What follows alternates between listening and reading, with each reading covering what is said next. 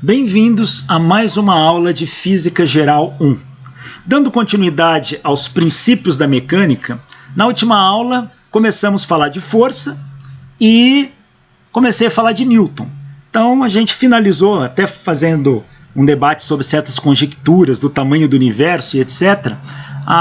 Vamos voltar agora falando de Newton. Newton nasceu em 1642, era inglês, não conheceu o pai quando criança, porque quando ele nasceu o pai já tinha morrido. A mãe se casa de novo, ele vai cuidar, quando adolescente, das fazendas da família, e aos 19 anos ele vai para a universidade, ele entra na Universidade de Cambridge, mais especificamente no Trinity College, que é um grande centro de pesquisa. Newton vai para a universidade em 1661.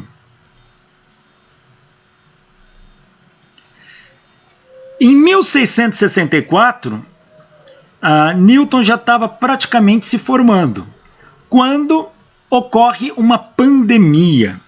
Para aquela época, era uma pandemia de peste negra. O que era peste negra? Era um surto de peste bubônica, uma doença transmitida pela pulga do rato. Geralmente, em ambientes não muito higiênicos, isso acontecia. E a Europa tinha mosteiros, tinha coisas que acumulavam sujeiras e de tempo em tempos acabava tendo uma epidemia de peste. E na época de Newton isso aconteceu. Tal como nós estamos vivendo hoje. Porém, hoje é coronavírus, não é peste bubônica. Na época do Newton, a peste chega, as pessoas morriam como morrem hoje com Covid. Milhares, mas veja, não havia o sistema de comunicação. Você pega um povoado que não tinha hospitais adequados, não tinha infraestrutura moderna que nós temos hoje. As estatísticas da época mostram que chegavam a acumular, às vezes, 100 corpos por hora numa rua. Então, quem ficava na cidade morria. O que Newton fez? Ele vai para as fazendas da família em Lincolnshire, no norte da Inglaterra. A universidade fecha, como fechou na pandemia nossa aqui também. E Newton, nesse período de pandemia, isso aconteceu em 1664. A pandemia durou quase 2 anos. A universidade... Ele não estava tendo aula remota. Não, ele não tinha aula remota, exatamente. Era diferente. Ele ficou sem aula mesmo. E neste período que Newton se isola, esses 2 anos, que foi de 1664 a 1666, é conhecido como o Ano Miraculoso de Newton. Por quê? Newton, na fazenda, se propõe a fazer experimentos de física. Ele começa a montar experimentos e fazer análises daquilo. Olha só uma boa dica para a nossa pandemia aqui. Ao invés da gente ficar entediado, comece a estudar e fazer alguma coisa para descobrir algo. Foi assim que Newton fez. E neste período... Essa pandemia que não. Pois é, de repente tem um Newton escondido aí e a gente não está sabendo.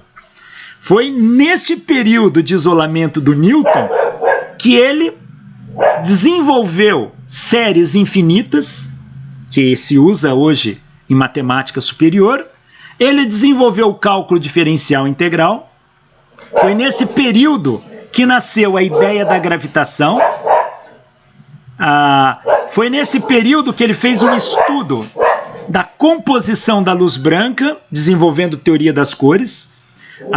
E é nesse período que ele conclui a sua teoria da gravitação universal. Veja, nesses 2 anos que ele ficou isolado, só isso, que revolucionou o mundo inteiro. Tá? Ele consegue o bacharelado dele em 1665. Apesar da universidade fechada, ela deu o título a ele, em 1665, como bacharel em artes. Bacharel em artes, lá na Inglaterra, é o equivalente a uma licenciatura, o nosso curso de licenciatura. Tá? O nome artes não é que ele trabalhava com artes plásticas, não. Era um nome dado como se fosse, habilitasse, ele dominava a arte. Alguém sabe como que se fala arte em grego? Ars, né? Não, isso é latim.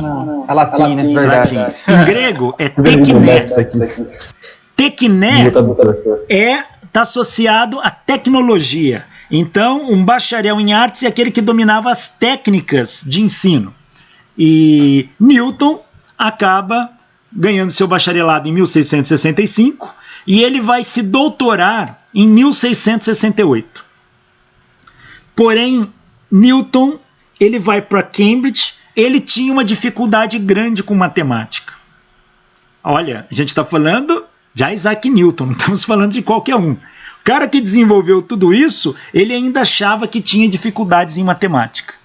Então ele procura um professor da universidade, Robert Boyle, e pede para esse professor ensiná-lo.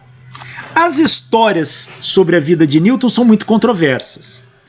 Porém, uma coisa se sabe, Newton era um cara antipático para muita gente, ranzinza, mal-humorado, um cara de poucos amigos e que pisava em qualquer um que cruzasse o seu caminho. Então era um cara de um comportamento bastante complicado. Algumas biografias, não todas, costumam dizer que depois que o Barrow ensinou uma matemática mais avançada para o Newton, Newton fez de tudo para que ele saísse da universidade. E aí Newton assume o cargo de professor de matemática superior em Cambridge em 1669. Era um cara de comportamento bastante complicado. Em 1672, Newton publica seus 2 primeiros artigos, Decomposição da Luz Branca e Telescópio Refletor. Newton inventa um novo tipo de telescópio. Um telescópio que, ao invés de usar lentes, ele tem um espelho para focar a imagem, tá? Que é um dos telescópios mais usados em astronomia. E ele se torna membro da Royal Society, a maior sociedade científica da época. Em 1687, ele publica o Princípio. Eu já falei aula passada que Robert Hooke era o grande rival de Newton. E Newton chega a acusar em 1672, quando Hooke publica sua lei, a chamada Lei de Hooke, Newton acusa de plágio. Então Newton era um cara briguento, era um cara muito complicado. Um cara com uma sabedoria física, matemática enorme. Porém, relação humana, zero. E Newton briga muitas vezes com o Robert Hooke. Briga a ponto de se ofenderem, de não olhar na cara, de fazer acusações. E Newton ele se isola. Ele, mesmo sendo eleito membro da Royal Society, ele não frequentava muito por causa das dificuldades que ele tinha ali de relacionamento. Um astrônomo muito importante, chamado Edmund Halley, era um cara muito rico e estudava cometas. Tanto é que a gente tem o cometa Halley, cujo nome é uma homenagem ao astrônomo Edmund Halley. E Halley era um cara muito rico. Ele não precisava de dinheiro, então ele muitas vezes se sustentava ele financiava a sua própria pesquisa. Mas Halley era um cara que queria estar à frente ali do conhecimento, que queria estar nos meios acadêmicos. E Halley queria entrar para a Royal Society, mas não era fácil. Então Halley ele propõe participar da Royal Society. Ele queria ficar lá para ver debates sobre ciência, nem que fosse de balconista. E ele propõe se não aceitariam ele para trabalhar ali de balconista. E o pessoal não. Halley doa uma biblioteca inteira para a Royal Society e aceitam ele para trabalhar naquele meio, mas não como pesquisador. Mas ele já se dá por contente com isso. E Halley, estudando cometas, ele começa a calcular trajetórias. Mas é difícil, ele não tinha ferramentas para isso. E ele, na Royal Society, pergunta se alguém saberia, se ele passasse os dados do cometa, tá? Certos dados associados a massa do cometa, que ele fazia estimativas e tudo mais, se alguém saberia dizer para ele qual a trajetória possível do cometa. E ele conversa com vários cientistas, vários físicos, astrônomos, mas ninguém sabe responder. Aí alguém indica para ele: você já procurou o Newton? O Newton é um cara fantástico, tal. E o Halley, com a cara e com a coragem, ele vai atrás do Newton e procura Newton. E o Newton o recebe. E o Halley, conversando com o Newton, pergunta para ele: um cometa com características tal, que trajetória ele teria? Newton fala: parabólica. Aí se fosse assim, elíptica. Aí o Halley pergunta: como que você sabe? Newton fala: eu calculei. E o Halley fala: você tem como me mostrar esses cálculos? Newton fala que iria ver. Pega um baú antigo com muita coisa escrita e vai tirando. Mas não achou o cálculo da trajetória do cometa. Ficou devendo para o Halley. Mas, conforme ele foi tirando aquilo, o Halley foi vendo aqueles escritos. E o Halley ficou fascinado pelo tanto de coisa que o Newton tinha escrito. Havia muita coisa. E coisas que o Halley nunca tinha visto na vida dentro da universidade ou fora dela. E o Halley virou para o Newton e falou: você tem que publicar tudo isso. Newton falou: isso eu já escrevi há muito tempo. Ele escreveu isso lá no período da pandemia, em 1664, 1665. Eu estou falando do ano de 1687 já. E o Halley começa a insistir para o Newton publicar aqueles dados. E Newton fala: olha, eu não tenho dinheiro no momento para isso. O Halley fala: eu financio, eu banco a publicação. Aí Newton se anima. Tempos depois, Newton manda a solução do cálculo da trajetória de cometa para ele. E o Halley financia uma obra do Newton, que saiu em 3 volumes. Esta obra: Philosophia Naturalis Principia Mathematica. Os princípios matemáticos da filosofia natural. Toda a base da mecânica clássica está nessa obra.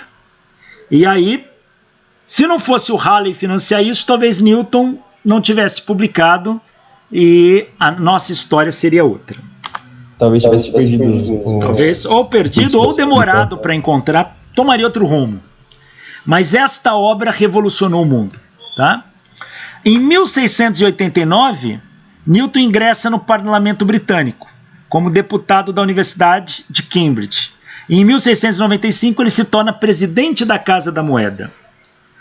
Em 1703 ele se torna presidente da Royal Society, é quando ele queima o quadro do Robert Hooke. Tá? E ficou lá até 1727, a sua morte. Em 1704 ele publica a obra Óptica. E em 1705 ele obtém o título de Sir, que é o título de cavaleiro dado pela rainha da Inglaterra. E ele morre aos 85 anos em 1727. Newton era um cara muito complicado. O Halley, como que o Halley convenceu ele para que pudesse receber, que o Newton pudesse receber o Halley? Newton não queria atender o Halley. E o Halley falou do problema, Newton falou que não tinha tempo, que não ia atender.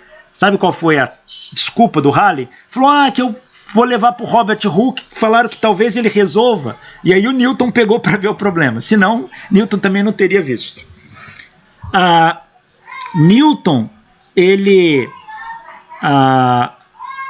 foi um cara muito à frente do seu tempo. Mas, por incrível que pareça, o nome física nem existia nessa época, era filosofia natural. E havia um ramo do conhecimento muito respeitado chamado alquimia, que era lidar com a essência da matéria. Newton dedicou muito mais tempo dos estudos dele à alquimia e à profecia bíblica do que à física. Então... É sincretismo. Sim, mas o cara estudava de tudo, né? E, inclusive, existe profecia do Newton de quando o mundo vai acabar. Ano 2062 ou 2065. Tá perto, hein? Tá perto. Ele, baseado em estudos bíblicos... Nossa, se ele falou isso, com certeza vai acabar em 2065. Então, se Newton falou, pode marcar que vai rolar. Nos trabalhos dele, o Fazendo Estudos Comparativos da Bíblia, ele conclui isso. Então, Newton foi um cara fantástico, mas com esse problema comportamental. Newton publica um trabalho chamado Método das Fluxões.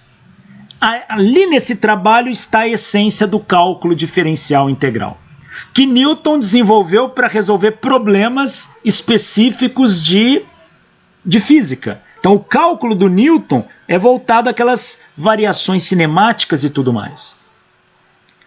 Quando Newton publica, logo em seguida, um matemático e filósofo alemão, de nome Gottfried Wilhelm von Leibniz, publica também um trabalho chamado Cálculo Infinitesimal.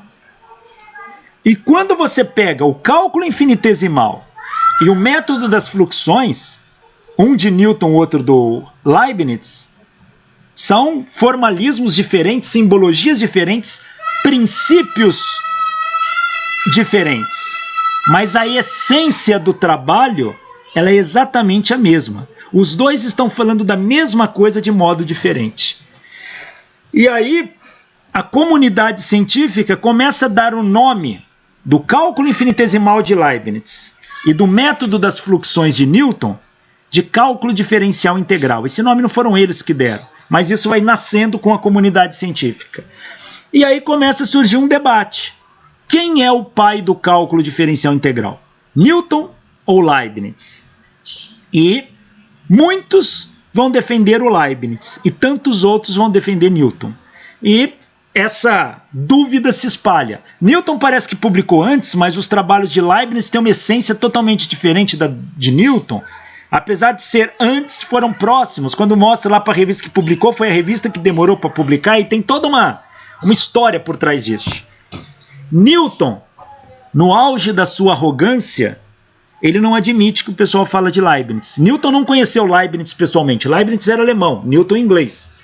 Mas Newton escreve uma carta para o Leibniz, acabando com ele, criticando, fazendo críticas pesadas de plágio e tudo mais. O Leibniz responde à altura. Newton, com a sua arrogância toda, cria um problema bem cabeludo e manda para o Leibniz resolver. Fala assim, você é o autor do cálculo diferencial integral, resolva isso. Tempos depois, Leibniz manda a solução e manda um problema mais cabeludo ainda. E essa briga entre Newton e Leibniz dura um tempo. O biógrafo de Newton diz que poucas vezes o viu dar um leve sorriso.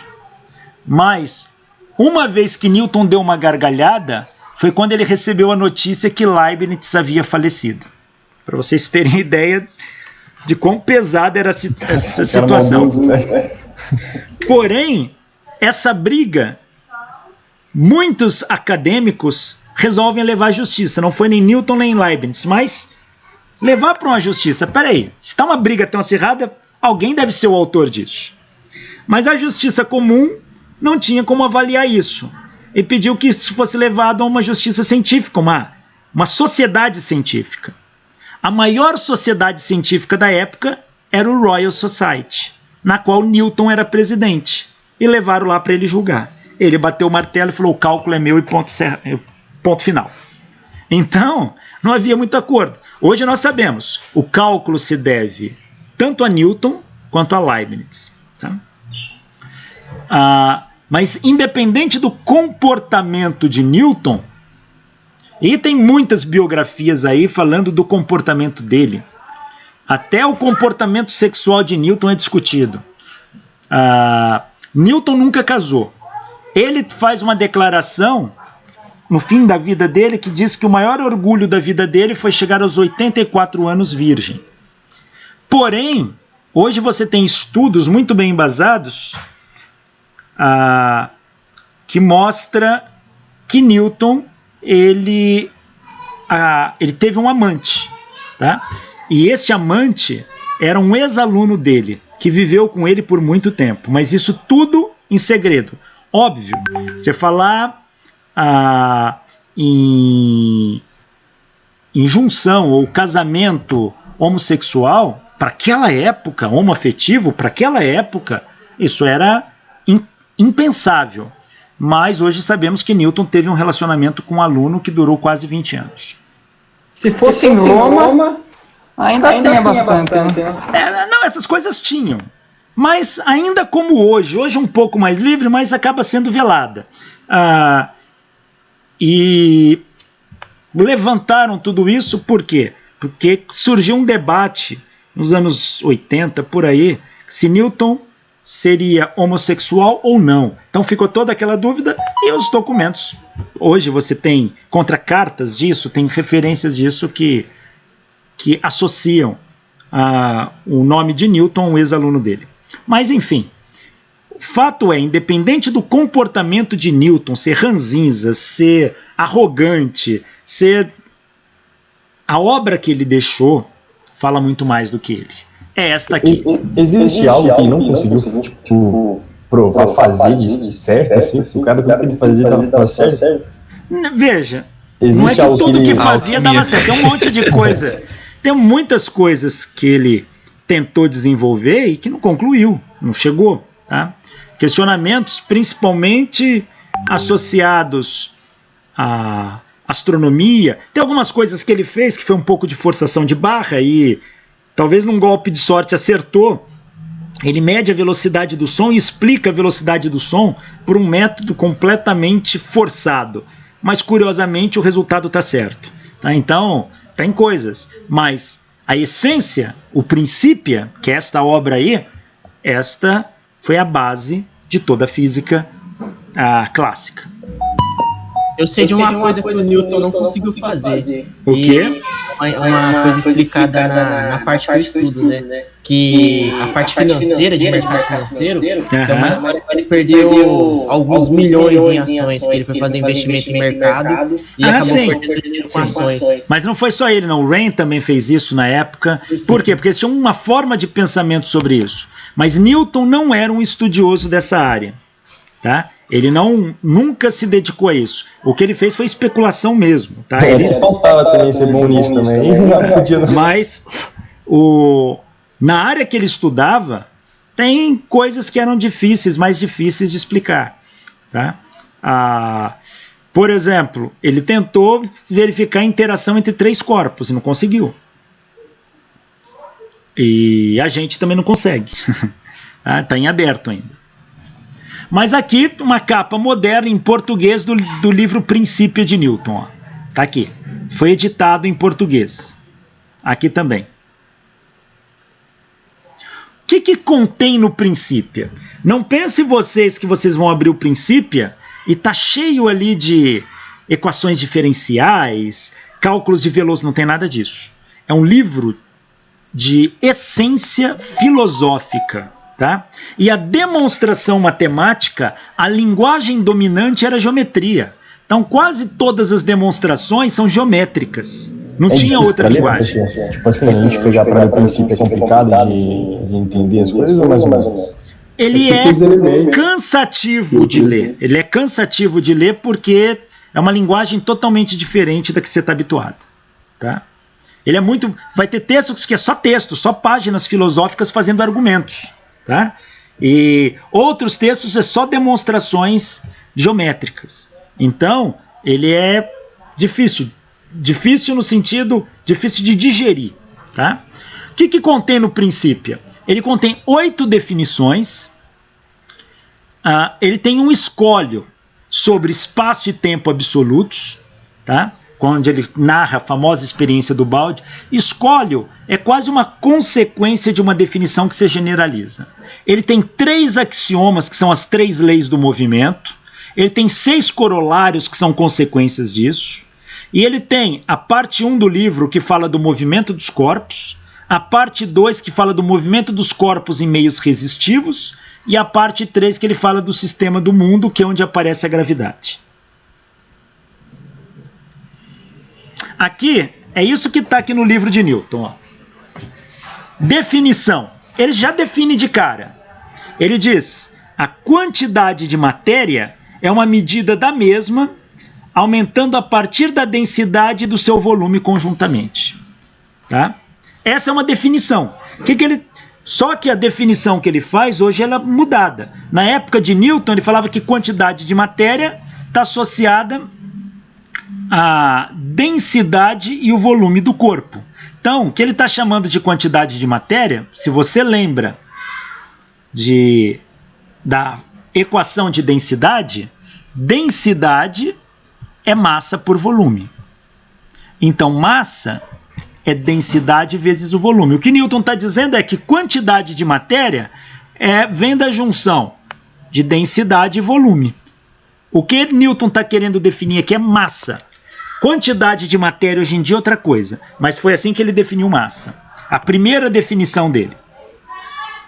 Ele vai falar a quantidade de matéria. Quantidade de matéria está associada ao número de partículas que compõem o corpo. E a unidade de quantidade de matéria é o mol. Newton define no princípio a quantidade de movimento é uma medida da mesma, surgindo a partir da velocidade e da quantidade de matéria conjuntamente.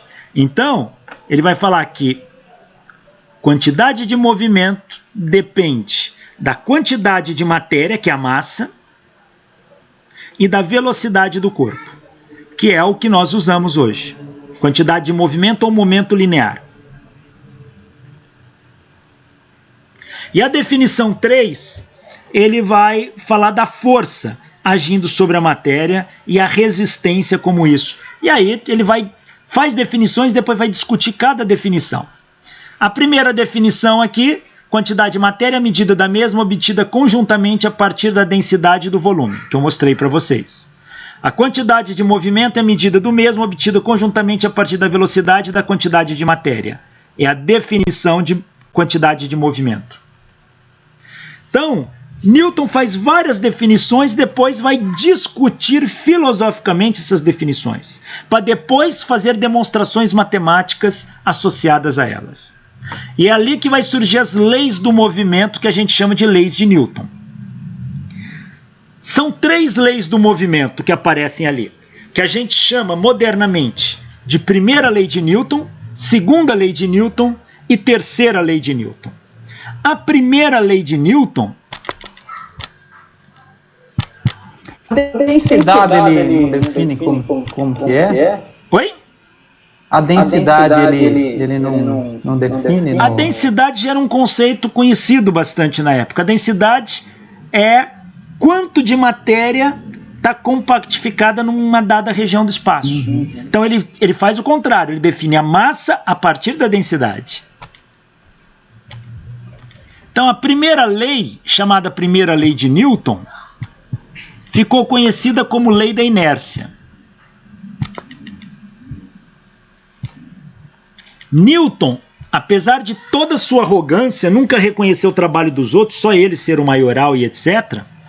Mas quando ele estava no final da vida dele, ele teve um biógrafo que vai escrever a sua biografia, e o biógrafo pergunta para ele, fala: professor, é inegável que o senhor enxergou mais longe do que todo mundo. Por que o senhor conseguiu enxergar mais longe do que os outros? E Newton respondeu para ele: se eu enxerguei mais longe do que os outros, foi porque eu me apoiei em ombros de gigantes. Quem eram os gigantes que Newton se referia? Galileu e Kepler. Boa parte do trabalho do Newton é baseado no trabalho desses caras aqui. Esses são os gigantes que Newton reconhece. Tá? E a lei da inércia, chamada primeira lei de Newton, quem desenvolveu ela foi Galileu. A lei da inércia é uma lei de Galileu. Depois a gente vai entender por que ela vira lei de Newton. Mas vamos estudar a lei da inércia agora. O que diz a lei da inércia? Galileu, ele pegou corpos. Galileu pegava corpos, esferas bem polidas, e tentava estudar o movimento delas. E Galileu constrói planos inclinados assim. Ó. O que é um plano inclinado? Uma rampa. Ele lubrificava bem essa rampa, geralmente elas eram feitas de madeira, bem enceradas e às vezes com uma leve gotícula de óleo para aumentar a lubrificação. Ele pegava esferas bem lubrificadas e enceradas também e colocava no topo da rampa, a uma altura H de um plano horizontal de referência. Então, esse aqui é um plano horizontal de referência. Então, essa bola está a uma altura h deste plano. E ele soltava. E aqui ele colocava outro plano igual. Essa bola descia este plano e subia o outro. E ela parava. E Galileu mostrou que essa bola para sempre na mesma altura da qual ela partiu. Se ela partiu de uma altura h, ela para h aqui, desde que seja bem lubrificado. Ou seja, que você tire o atrito do sistema, as forças resistivas do sistema. Na ausência de atrito, o corpo sai de uma altura, descendo a rampa, e sobe até voltar à mesma altura de antes. Galileu fala até como se essa bola tivesse uma memória, como se ela lembrasse da altura da qual ela partiu, e ela retorna sempre à mesma altura de antes. O que Galileu observa aqui também? Que quando a bola está descendo, neste trecho aqui, a velocidade da bola aumenta. Ela cresce. Velocidade aumenta. Vou fazer assim. A velocidade aqui aumenta. Então, quando a bola está descendo a rampa, sua velocidade aumenta. Quando a bola está subindo a rampa, sua velocidade diminui. Até que a bola pare exatamente na mesma altura da qual ela partiu. Então, essa é uma observação que Galileu faz. Aí Galileu, ele começa a variar a inclinação da segunda rampa. A primeira rampa ele põe aqui.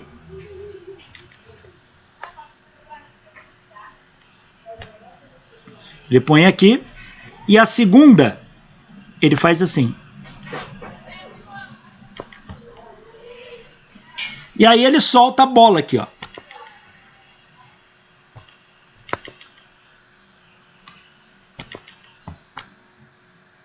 O que ele percebe? Que na descida a bola aumenta de velocidade, na subida a bola diminui. E a bola vai parar na mesma posição de antes. Sempre. Na mesma altura de antes. Então a bola vem parar aqui.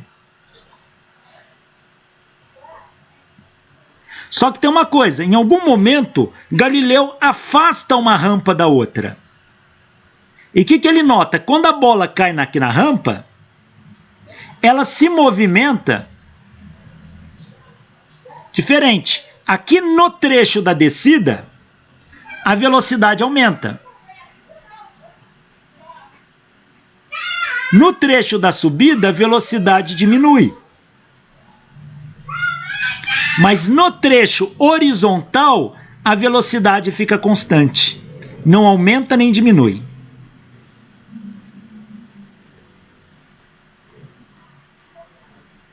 Então, a velocidade se torna constante. Tá aí. E não importa essa distância, que se a velocidade é constante, e desde que não tenha atrito, ela se mantém. E aí o corpo sobe a rampa e para na mesma altura de antes. Aí Galileu começa a inclinar essa rampa. Galileu começa a fazer isso. Se eu fizer uma rampa mais inclinada, assim,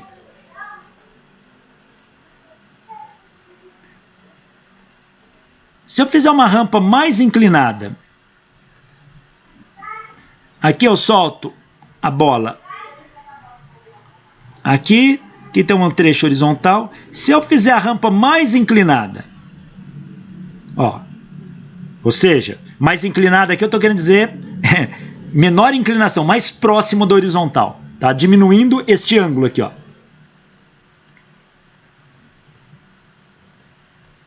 Agora o corpo vai ter que descer dessa altura, vai ter que caminhar aqui, e para voltar na mesma altura, ó,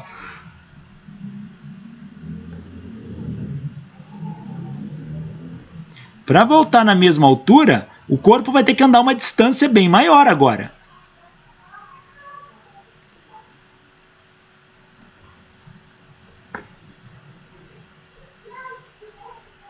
Então o corpo vai ter que andar uma distância bem maior. Então ele desce aqui, velocidade aumenta.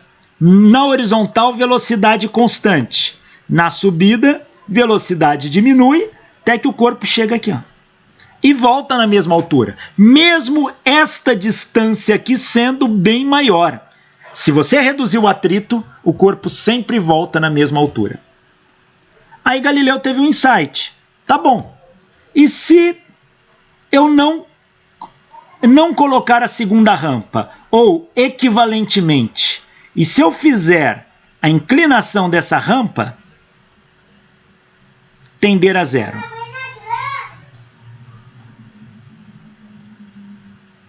Ou seja, for diminuindo cada vez mais aqui. O que vai acontecer? O corpo vai ter que andar distâncias cada vez maiores para voltar à mesma altura de antes. Mas Galileu mostrou, fazendo os seus experimentos, que mesmo o corpo percorrendo distâncias grandes, se não tiver atrito, ele volta à mesma altura de antes. E aí Galileu falou, e se eu remover então a segunda rampa? Ou seja, fazer o ângulo ir para zero. Como? Assim.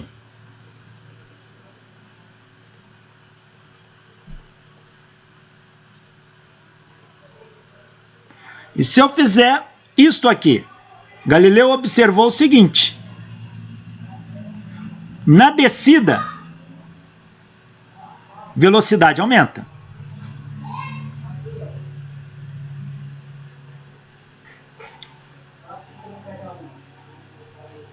Velocidade aumenta. No plano, velocidade é constante.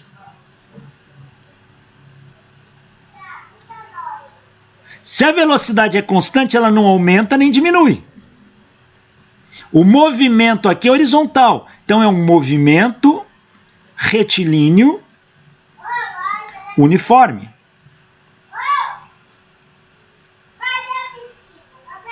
Ou seja, se a velocidade não tiver atrito, que não vai frear isso aqui, a velocidade se mantém constante. Então esse corpo continua seu movimento eternamente, até que um dia ele encontre uma rampa para voltar na mesma altura de antes. Porém, retomar essa altura aqui, se ele não tiver rampa para subir, só continuar na horizontal, ele vai continuar seu movimento retilíneo uniforme. Ou seja, uma vez que o corpo entrou em movimento retilíneo uniforme, ele tende a continuar em movimento retilíneo uniforme. O nome que a gente dá em latim para isso é inércia. O que é inércia? É a condição que o corpo tem de se manter do jeito que está. Inércia, você poderia pensar numa tradução livre, deixa como está. Se o corpo está com movimento retilíneo uniforme, ele continua com movimento retilíneo uniforme. A isto Galileu chamou de inércia. Então, isso é inércia. Uma vez que o corpo entrou em movimento retilíneo uniforme, se não tiver forças agindo no corpo, ou seja, não tiver atrito, o corpo tende a continuar em movimento retilíneo uniforme. O atrito ele é mais forte em velocidade quando a relação está enquadrada com corpos que estão em velocidades menores. Porque, por exemplo, se você pegar uma bola de boliche e aplicar uma força nela bem pequena, numa pista de boliche mesmo, sabe? É bem reta, o senhor concorda que ela é bem reta, bem... Sim. Aparentemente não tem tanto atrito, né? Se eu aplicar uma força bem pequena, a bola não vai parar, então? Veja, o que a força de atrito faz? Ela tende a frear o corpo, e o corpo para, tá? Então, quando a velocidade é pequena, a força de atrito vai conseguir parar o corpo. Mas por quê? Porque é uma compensação. Na verdade, quando o corpo, que a gente ainda não estuda, nós vamos falar daqui a pouquinho, mas você vai ver que a força depende da aceleração. Se a velocidade é pequena e uma força de atrito retarda ela, a aceleração é pequena. Então, ou seja, você vai gerar uma força pequena sobre o corpo. Mas como a velocidade dele é baixa, qualquer força pequena tende a pará-lo. Se ele tem uma velocidade muito grande, uma força de atrito causando agindo sobre o corpo, se essa força de atrito não for tão grande, ele vai desacelerar muito lentamente. Então o corpo tende a continuar por uma distância bem maior. Mas se não tiver atrito, veja, a força de atrito da superfície não depende da velocidade.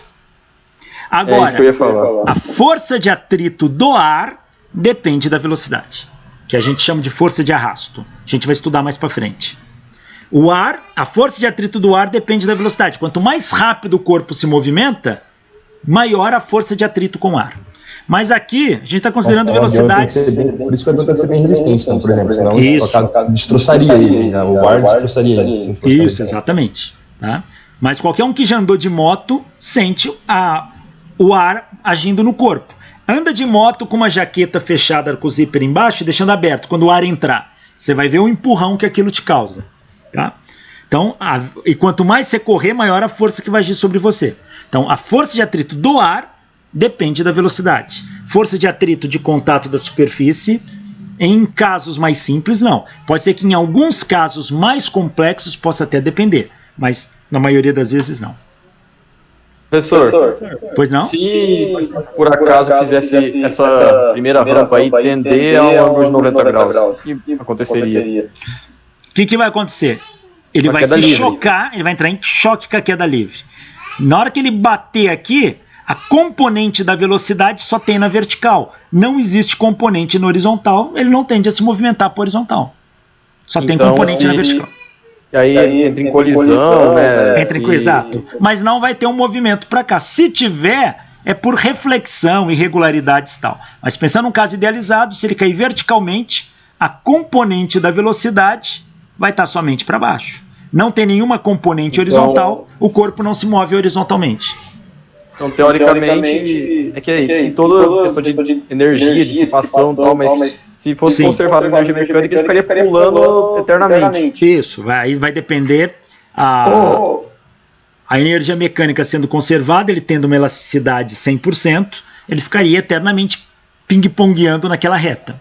Tá? Mas isso é um caso bem ideal, né? Bem ideal. Sim.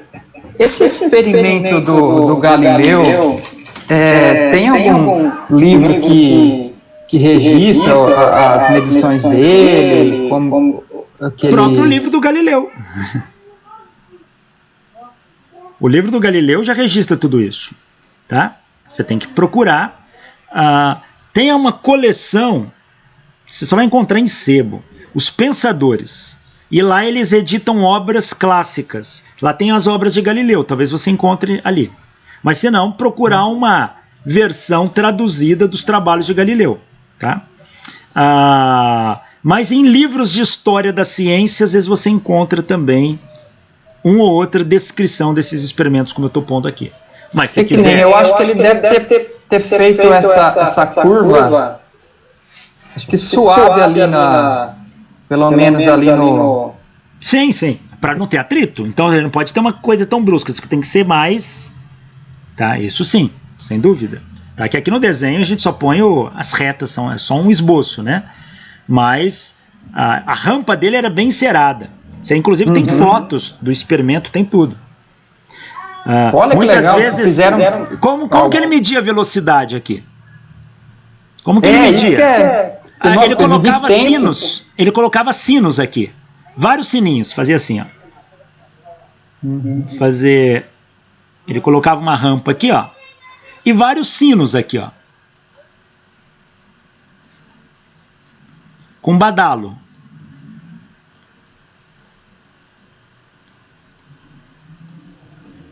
Quando a bolinha passava por aqui,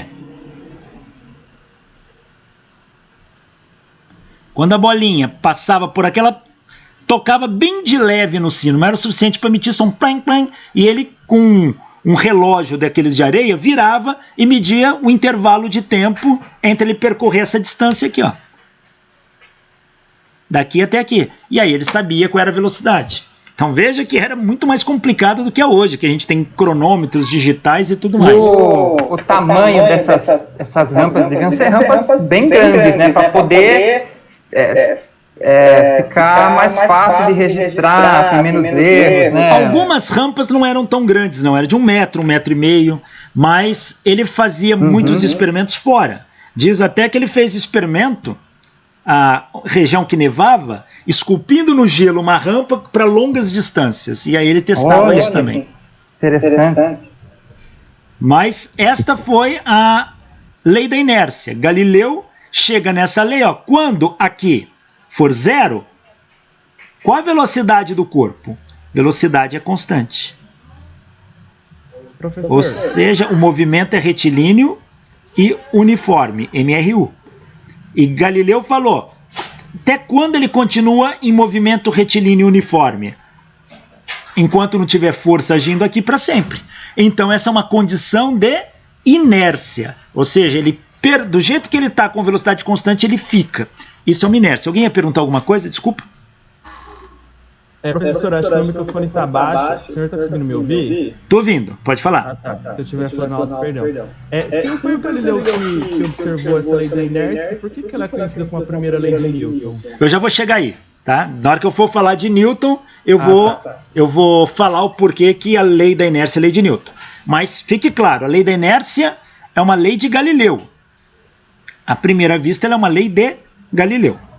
Professor, aquele experimento com os pêndulos, tem a ver com a primeira de Newton, que você fica, você solta um pêndulo com um peso e ele fica, movimentando e, não para nunca de se movimentar? Aquele que você fala uma bolinha batendo na outra? Esse também tem aquela... também tem uma que você solta, é um peso, uma corda, aí você solta ele e ele fica em movimento. E, por exemplo, tem até um professor que faz isso, ele solta do rosto dele assim, aí ele fica parado. Sim. Sabe? Veja, aquilo ali é para mostrar certas consequências da lei de Newton. Aquele pêndulo que você solta do rosto, aquilo ali é para mostrar o princípio da conservação da energia mecânica. Tá? Mas pêndulo era um instrumento útil para isso. O Galileu também usou pêndulo para testar isso aqui. Tá? Ele fez medidas com pêndulo, porque um pêndulo em queda é igual uma bolinha descendo a rampa. E Galileu vai mostrar isso. A razão é a mesma. Então, Galileu usou pêndulos, Newton usou pêndulos, mas aquela demonstração é para mostrar os efeitos, as consequências da mecânica newtoniana. Então, com aquele pêndulo do rosto, eu mostro que a energia se conserva. Então, se ele partiu do repouso, se a bola do pêndulo está na frente do meu rosto parada, quando eu soltar, ela vai lá longe. Mas quando ela voltar, ela vai voltar até essa altura de antes, igualzinho essa bolinha aqui. É como se o meu rosto estivesse aqui, no lugar do pêndulo a rampa. Como se meu rosto estivesse aqui, ó. Se você solta a bolinha daqui, eu tenho certeza que ela vai parar aqui. Ela não vai tocar no meu rosto. Então é o mesmo efeito. O senhor já fez esse experimento? Já fiz show de física, show de física, a gente fazia isso no palco. E não dá um medinho, não? Vai que, sei lá, dá um erro aí. Dá, porque eu fiz com um botijão de gás, para você ter uma ideia. Tá? Carregado, solta, aquilo vem. Na hora você fala agora morro, mas ele para. Tá? Na verdade foi minha esposa a cobaia. Tá? Não eu. Eu só soltava o pêndulo. Se desse errado, paciência, né?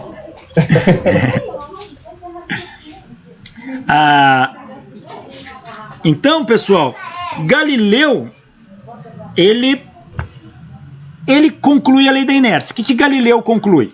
Se um corpo tiver em movimento, ele tende a continuar em movimento retilíneo uniforme. E Galileu chama isso de inércia. Teve um outro pesquisador, que foi o físico, matemático e filósofo René Descartes, pai da geometria analítica. René Descartes, ele fez uma conclusão muito óbvia. É óbvia, porém necessária. Ele falou, imagina que eu pegue um corpo aqui. Um corpo não, uma superfície. Coloco um corpo sobre essa superfície. Um corpo qualquer. E esse corpo eu deixo em repouso. Nesse referencial. Então esse corpo está parado aí.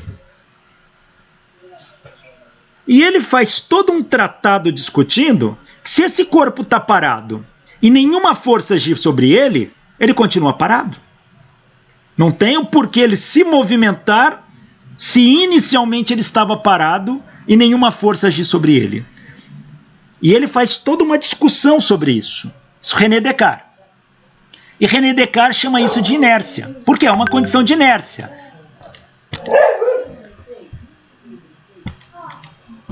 O que é a inércia aí? É a situação de ficar como está. Se o corpo está parado e nenhuma força age sobre ele, ele tende a continuar parado. Isso é uma verdade.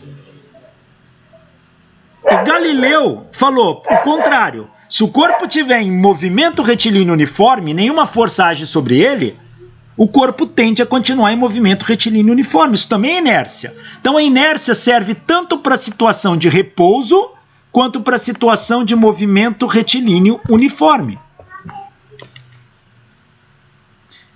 Então, nós temos dois princípios da inércia, um para o repouso e outro para o movimento retilíneo uniforme, mas é o mesmo. Ambos são condições de inércia. E Newton, quando estudou essas coisas, Newton percebeu que essas condições de inércia valem para quem? Para qualquer corpo. Tá? Isso independe da natureza do corpo. Todo corpo, não importa o material que ele seja, de como ele seja, essas condições são verdadeiras. E aí, Newton, no seu Principia, ele vai colocar como uma lei fundamental. Ele não diz que a lei é dele, ele chama de lei 1. É só isso, nós chamamos de lei de Newton. Ele diz aqui, ó, todo corpo continua em seu estado de repouso ou de movimento uniforme em linha reta, a menos que seja forçado a mudar esse estado por forças impressas sobre eles. Então, Newton, ele generaliza o princípio de Galileu e de Descartes. Ele fala, todo corpo, veja, todo, ninguém escapa, todo corpo continua em seu estado de repouso se ele já estava em repouso, ou em seu estado de movimento retilíneo uniforme se ele já estava em movimento retilíneo uniforme. Ele vai continuar naquele estado, a menos que seja forçado a mudar por forças impressas sobre ele. Agora, se não tiver força agindo sobre ele, se o corpo está parado, tende a continuar parado. Se está em movimento, tende a continuar em movimento. E essa é a lei da inércia, que vem de Galileu e Descartes. Essa é a primeira lei publicada no Principia de Newton. Só que Newton faz toda uma discussão sobre ela. E qual é a discussão? Vamos entender a profundidade da lei da inércia. Por isso que ela vai ficar conhecida como a primeira lei de Newton. Ela leva esse nome porque aparece com o nome primeira lei no Principia, que é de Newton. E segundo, porque Newton aprofunda nela e generaliza. Dentro da discussão de Newton, o que a gente conclui é que está de acordo com o que Newton fala. Todo corpo e qualquer corpo, ou seja, todo e qualquer corpo, livre da ação de forças. O que quer dizer livre da ação de forças? Não existe nenhuma força agindo sobre o corpo. Ou, aqui é importante, ou, se houver forças agindo sobre o corpo, com resultante nula, opa! Newton está avaliando a coisa sob duas perspectivas. Se um corpo não tiver nenhuma força agindo nele, ou se tiver força agindo nele, mas a resultante dessas forças for nula, esse corpo só pode se encontrar em duas condições distintas. Ou ele está em repouso, velocidade igual a zero, ou ele está em movimento retilíneo uniforme, velocidade constante. Sendo a recíproca verdadeira. O que quer dizer recíproca? A análise contrária. Então Newton conclui, olha essa generalização, que se um corpo tiver velocidade constante, ou ele está livre da ação de forças, ou a resultante das forças que agem sobre ele dá zero. Se um corpo estiver parado, ou ele está livre da ação de forças, ou a resultante das forças que agem sobre ele é zero. Então, Newton generaliza a lei de Galileu e de Descartes da seguinte forma. Primeiro, o que é uma força resultante? Força resultante é definido como somatório das forças que agem num corpo. Lembre, Robert Hooke já tinha falado que a força tem uma característica vetorial. Nós concluímos isso do trabalho de Hooke.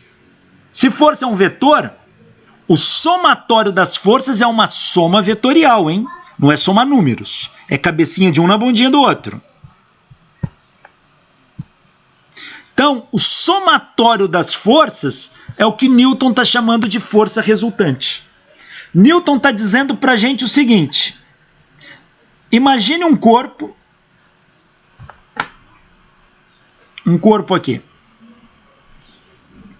e tenho várias forças agindo nesse corpo.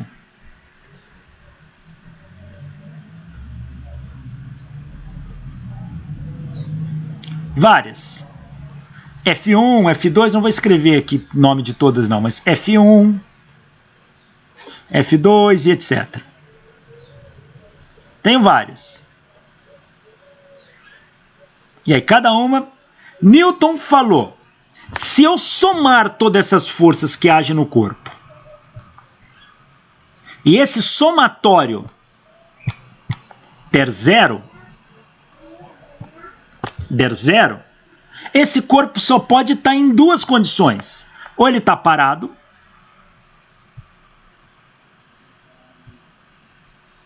velocidade igual a zero, ou esse corpo está em movimento retilíneo uniforme, que a velocidade é constante.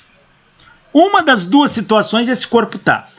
Quando é que o corpo está parado ou está em movimento retilíneo uniforme? Quando a soma das forças que agem sobre ele dá zero. Ou quando não tem força agindo sobre ele. Mas para todos os propósitos práticos, não existe um corpo aqui que não tenha força agindo sobre ele. Então a gente fica com essa condição da lei da inércia.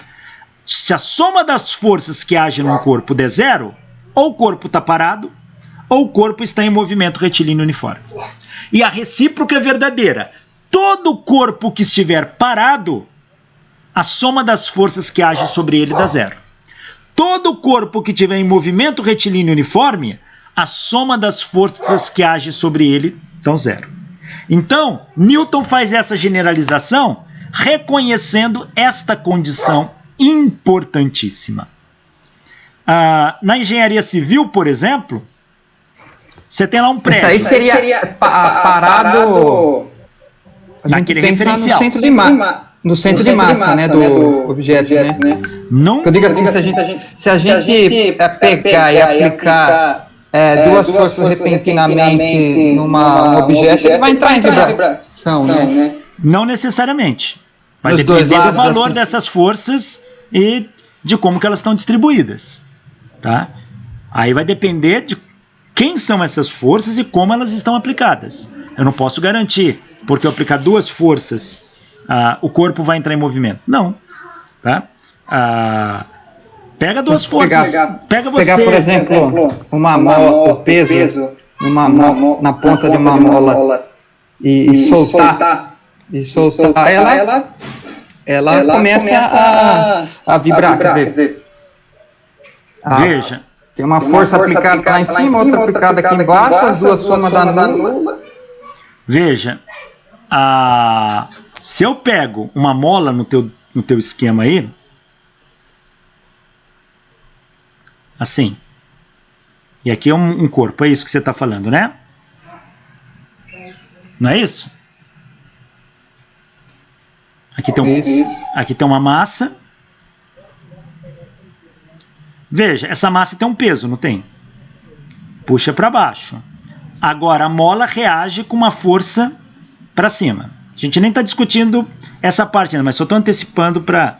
Tá aqui, não é isso? Você está falando que essa força é igual a essa. Não são. Elas não são iguais. Portanto, é que esse corpo se movimenta, ele oscila. Enquanto ele estiver oscilando, essas forças não são iguais. Essas forças só serão iguais e opostas quando esse corpo parar. Tá? Eu acho que eu entendi o que o Rafael quis dizer. Vou ver se eu estava me corrigindo. Vou pegar um exemplo melhor. Vamos supor que duas pessoas estão... Tem por exemplo, uma bola mesmo, não uma esfera. Aí seria amarrado na esfera, numa ponta, uma extremidade da esfera e um pedaço de corda, e na outra extremidade outro pedaço de corda, tá? E duas pessoas, a gente supõe que eles estão puxando, uma puxa uma corda e outra puxa outra corda, certo? Como se fosse um cabo de guerra. Sim.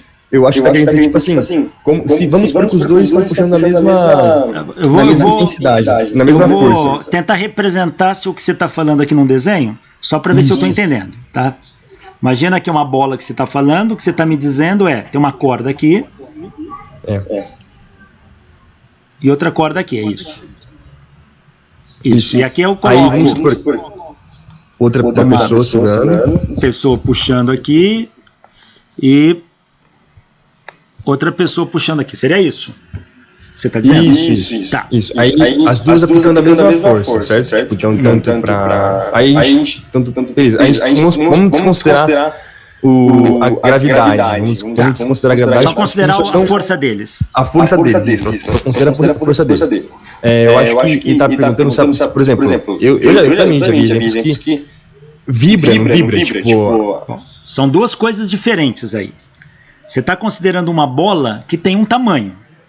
Lembra que todo estudo nosso está na partícula. Partícula não tem tamanho. Tá? A gente está fazendo um estudo da física de partículas, por enquanto. Física de ponto material.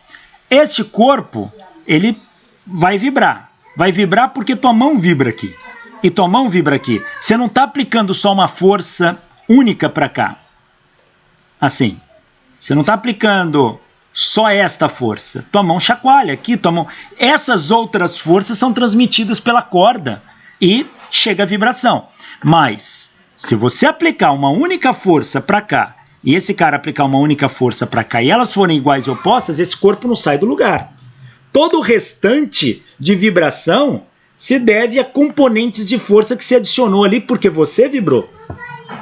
Tá? Componentes de forças externas, então, além da... que ali está agindo.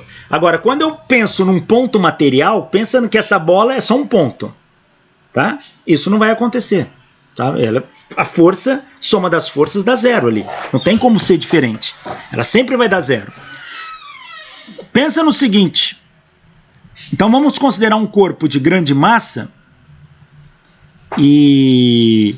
tipo um carro. Você... aplica uma força, solta o freio de mão, aplica uma força empurrando o carro para frente. Um colega aplica lá da frente uma força empurrando o carro para trás. O carro desliza sobre a superfície. Em algum momento, se a força dos dois forem iguais e opostas, agindo naquele corpo, o carro para. Ele não vai nem para frente nem para trás. Tá? Então guardem isso. Forças iguais e contrárias agindo num corpo se anulam. Tá? Independente qual seja o corpo. Vibração são componentes de força que estão agindo em outras direções. Eu só estou falando ao longo da corda aqui. Ó. Longo da corda, a corda nunca vai vibrar se a força estiver ao longo dela. Se a corda chacoalhar, esse cara chacoalhar para cima ou para baixo, é porque teve componente de força para cima e para baixo agindo. E não é dessa que eu estou tratando, só estou tratando dessas duas aqui. Vibrando no sentido longitudinal mesmo. Mas essas forças aqui não podem gerar vibração longitudinal, tá? A não ser que o corpo tenha uma elasticidade, ou você atingir o limite de ruptura dele que causa deformação, aí é diferente, tá? Mas a gente está pensando numa situação bem simples. Os corpos rígidos, né? Corpo rígido e por enquanto a gente nem está pensando em corpo rígido, a gente está pensando em uma partícula mesmo, não tem nem tamanho. Tá? Então ela não vai rotacionar, ela não vai fazer nada disso. A partícula não faz nem sentido, né? Falar de... Fica claro isso, pessoal? Tudo bem? Sim. Tá. A lei da inércia, apesar da gente falar em partículas, ela se aplica de uma maneira geral. Na engenharia civil, por exemplo, você tem aqui um prédio. O que sustenta um prédio, na verdade? Do que ele é feito? A essência de sustentação de qualquer estrutura é a própria estrutura. E uma estrutura, ela é feita de colunas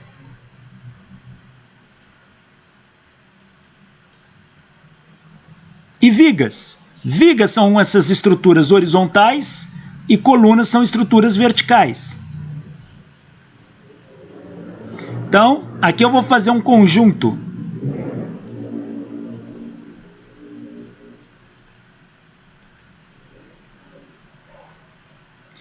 de vigas e colunas.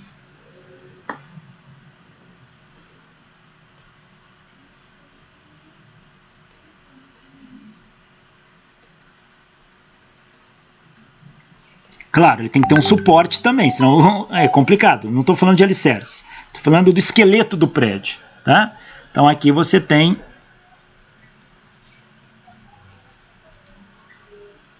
o esqueleto de um prédio, é uma coisa assim. As paredes, na grande maioria das vezes, é para proteger do vento, ela não é estrutural. Você pode usar uma parede como estrutural, mas não é o essencial.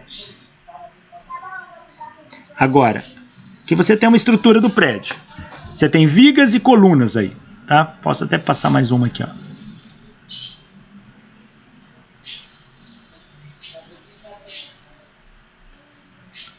Tá aí.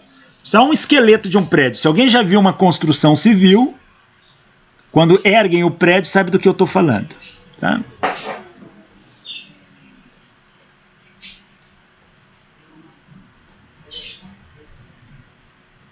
Tá aí. Você tem um prédio.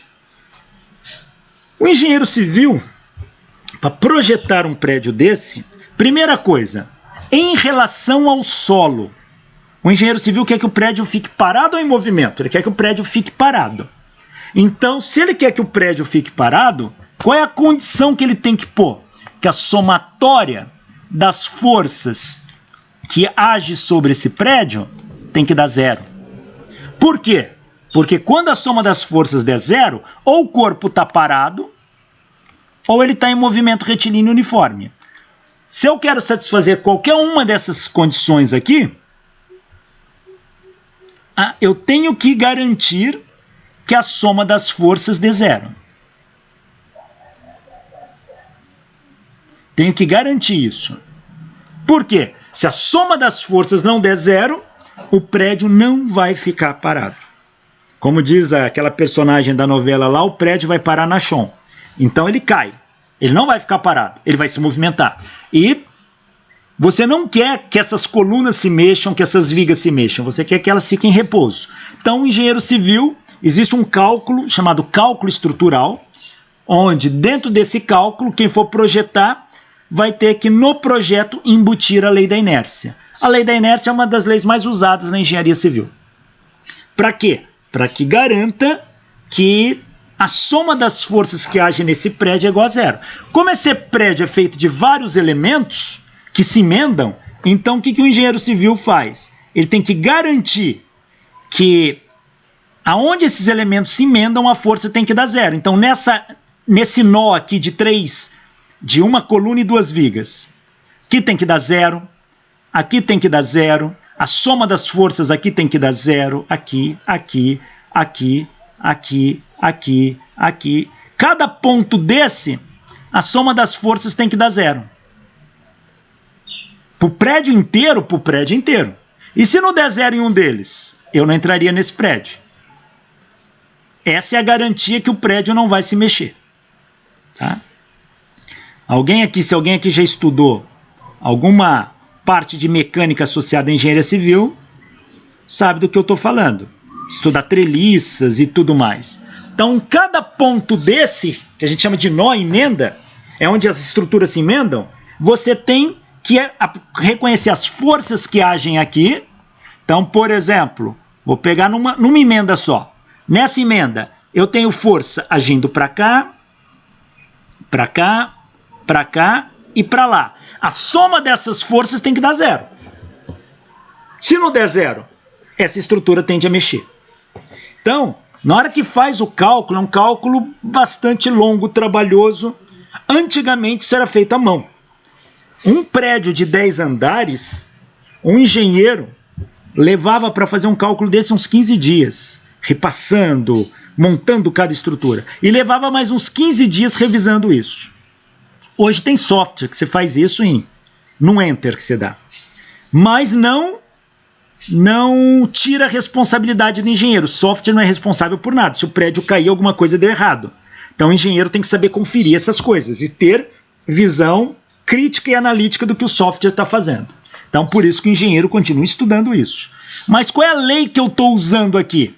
A lei da inércia. Somatório das forças tem que dar zero. Por isso que a lei de Newton, na essência, diz que se a somatória das forças for zero, ou o corpo está parado, ou o corpo está em movimento retilíneo uniforme. Essas são as duas condições. E a recíproca é verdadeira. Todo corpo que estiver parado, ou todo corpo que estiver com velocidade retilínea constante, obrigatoriamente a soma das forças tem que dar zero. Esta é a lei da inércia e é isso que Newton vai mostrar no seu princípio. E com isso, como lá chama primeira lei no princípio, essa generalização ficou conhecida como primeira lei de Newton.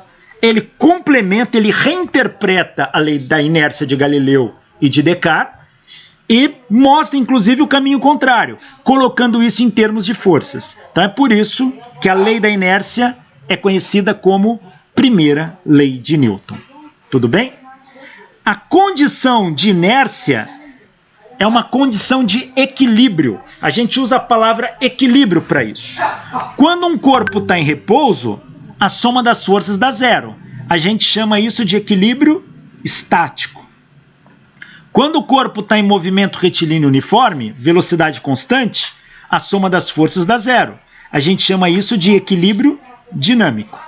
Então, construção civil trabalha basicamente com equilíbrio estático. Ou seja, eu quero que o prédio fique parado. Então, eu tenho que garantir que naquela estrutura, a soma das forças que agem em cada ponto da estrutura tem que dar zero. Essa é a lei da inércia, a primeira lei de Newton. É engraçado que Newton vai fazer uma discussão mais além. Newton vai perguntar o seguinte: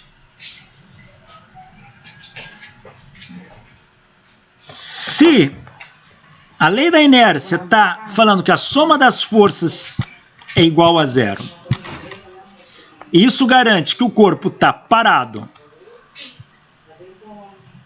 ou em movimento retilíneo uniforme, veja, parado ou movimento retilíneo uniforme quer dizer parado ou com velocidade constante. Parado ou movimento depende do referencial. Eu posso estar parado em relação a um referencial, mas em movimento em relação a outro. E essa lei vale para tudo no universo. A pergunta é: qual é o referencial usado para a lei da inércia que se aplique a tudo no universo? Porque se eu adoto para um referencial aqui, para o outro pode ser diferente. Então, será que existe um referencial que serve para todos os corpos no universo e que satisfaça essa lei? Isso foi uma pergunta importante. Porque se tiver um referencial que não satisfaça essa lei não tem validade universal. E Newton voltou lá em Galileu novamente. Galileu também tinha pensado nisso. Galileu, ele mostrou o seguinte: realizando experimentos, Galileu mostrou para a gente que nenhum experimento realizado numa cabine fechada de um navio pode determinar a velocidade com que este se move. Está aqui o livro do Galileu, Diálogo sobre os dois sistemas de mundo. Procura, por exemplo, eu acho que tem editado em português. Se você pegar esse livro, você vai ver como que Galileu fez. Neste livro, Galileu fala: nenhum experimento realizado na cabine fechada de um navio pode determinar a velocidade com que este se move. Por quê? Ele está supondo aqui, que se ler o livro você vai entender, que o navio está com velocidade constante. Então, se você está aqui num navio, assim, está aqui o navio.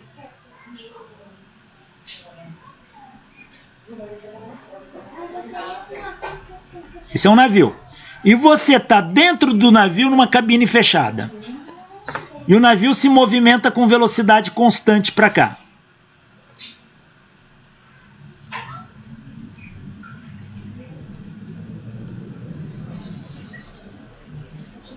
E você está aqui dentro, fechado. Você não tem referencial externo.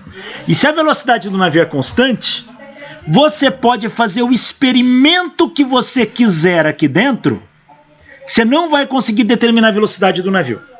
Não tem jeito. Por quê? Porque você está se movimentando junto com o navio. Portanto, você, em relação ao navio, está parado. Tudo que você detecta aqui é uma velocidade igual a zero. Então, não importa o experimento que você faça aí, não tem como. Então, Galileu vai falar, se o navio estiver com velocidade constante, ali dentro eu não vou saber se o navio está em movimento. Eu não percebo, para mim é tudo como se estivesse parado. Quem já voou de avião, sabe, depois que o avião atinge uma dada altitude de cruzeiro, ele mantém uma velocidade constante. Em um dado momento, para você, o avião está parado. E você pode fazer o experimento que você quiser ali dentro, que você não tem como detectar a velocidade do avião. Para você é zero. Então, esta condição é uma condição muito interessante. Este indivíduo aqui, para ele, a velocidade é igual a zero, então, para ele, a soma das forças vai dar zero. Não importa o que ele esteja fazendo aqui, ó. Dele em relação ao navio. Newton vai olhar para isso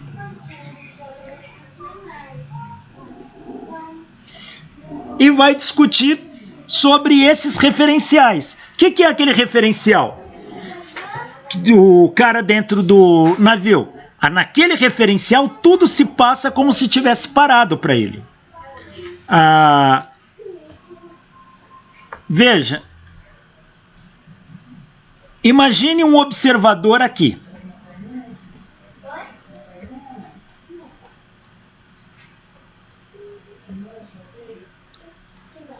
Olhando o trem passando. O trem está se movimentando aqui no eixo X, com uma velocidade V. Nesse instante, o cara solta uma bola. E essa bola cai no chão. Só que enquanto a bola está caindo, como o trem já tinha velocidade V, a bola tem uma componente de velocidade para cá. Para quem está observando, vai ver a bola ir para frente, mas também ser puxada pela gravidade. Portanto, para um observador externo, ele vai ver a bola descrever uma parábola. Porém, para um observador interno ao vagão do trem, tudo que ele vê é a bola cair em linha reta. Se a velocidade do trem é constante, esse indivíduo está se vendo parado em relação ao trem. Então, este referencial vale a lei da inércia, somatório das forças igual a zero.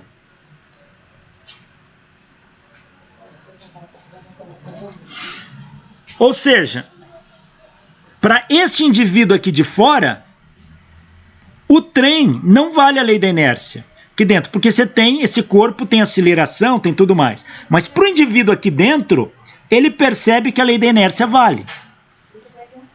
E por quê? Porque ele, em relação ao trem, está em repouso. E quando você está em repouso, a soma das forças dá zero. Então, Newton vai falar que a gente sempre tem que usar a lei da inércia e medir em referenciais na qual ela tem validade. Ou seja, na qual ou você está em repouso naquele referencial ou em movimento retilíneo uniforme em relação àquele referencial. Os referenciais que satisfazem esta condição são chamados de referenciais inerciais. O que é um referencial inercial? Um referencial inercial é aquele que não altera seu estado de repouso ou de movimento retilíneo uniforme em relação ao observador. Então, esse referencial ele é adequado para a gente perceber a lei da inércia. qualquer outro referencial que não satisfaça essas condições, a lei da inércia passa a não ter validade. Imagine que você esteja dentro de um ônibus.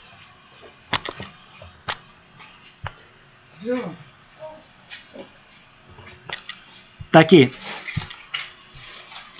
Aqui está o motorista. O chão do ônibus está aqui. Você está aqui. Segurando lá no ferrinho. Você está aí. Esse ônibus se movimenta para cá com uma velocidade. Suponha que numa dada rodovia ele atinge uma velocidade constante. Se ele atinge uma velocidade constante, vale a lei da inércia. Somatório das forças que agem nesse ônibus tem que dar zero. Em tudo, inclusive aqui nessa pessoa. Então a soma das forças que está agindo nela é igual a zero. Para um observador externo, o ônibus está com velocidade constante. Mas para este observador aqui dentro do ônibus, o ônibus está parado. E continua valendo a lei da inércia. Então eu falo que este observador está num referencial inercial. Porém, o que é um referencial inercial? Então, o local onde funciona a lei da inércia. É ali que vai valer essas condições. Agora, imagine que esse motorista vê um bicho e breque violentamente. Quando ele brecar, a velocidade deixa de ser constante. Quando a velocidade do ônibus deixar de ser constante, a lei da inércia não mais vai valer dentro do ônibus. Porém, para você que estava considerando o referencial inercial aqui, a lei da inércia deveria continuar valendo. E ela vai continuar valendo. Então, você tende a continuar com a mesma velocidade de antes. Em relação ao ônibus era zero, mas o ônibus mudou de velocidade. Então, se o ônibus breca, por inércia, você tende a continuar na mesma velocidade do ônibus, que o ônibus tinha antes. Então, se o ônibus estava a 100 km por hora e ele breca bruscamente, você tende a continuar em movimento para frente a 100 km por hora, por inércia, ou seja, a tendência de continuar em movimento porque a lei da inércia estava valendo sobre você. Então, você tende a continuar a ter a velocidade que o ônibus tinha antes em relação ao observador externo. Porém, como o ônibus freia, do teu ponto de vista, é como se você fosse acelerado agora. Você vai sentir um empurrão para frente.